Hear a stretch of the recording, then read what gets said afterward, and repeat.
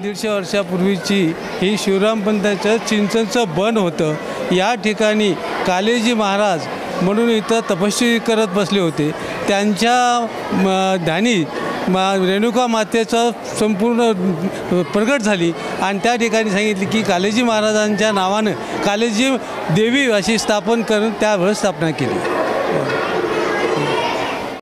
माझं नाव कालिदास चौधरी, मी देवीचा भक्तच आहे आणि इथे दरवर्षी नवरात्रामध्ये 9 दिवस सकाळी जोगवा फेरी निघते, त्यानंतर 9 दिवस अन्नदान होते आणि जोगवा होतो की भजन कीर्तन दिवसभर चालू असते इथं या ठिकाणी।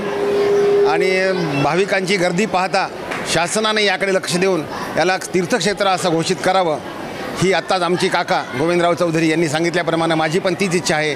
समस्त गावकरी मंडळींची सुद्धा हीच इच्छा आहे की याला तीर्थक्षेत्र घोषित करावं। धन्यवाद। माहिती आहे की या ठिकाणी आमच्या परिवाराची जी जागा आहे, या जागेमध्ये एक थोर तपस्वी काळे नावाचे सिद्धपुरुष मुक्कामाला आले आणि दाट चिंचेचं झाड असल्यानंतर त्यांना या ठिकाणी काहीतरी दृष्टांत झाला आणि विचारणा केली की ही जागा कोणाची आहे। त्यानंतर मग आमच्या परिवाराकडे येऊन त्यांनी मागणी केली की बाबा मला या ठिकाणी रेणुका मातेची स्थापना करायची, कारण ते रेणुका मातेचे भक्त होते। आमच्या परिवारानं त्यांना नंतर ती परवानगी दिली।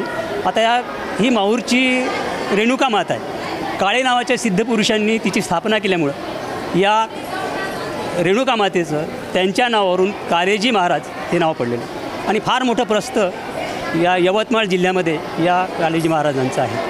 मोठ्या प्रमाणामध्ये या ठिकाणी नवरात्रामध्ये उत्सव साजरा होतो।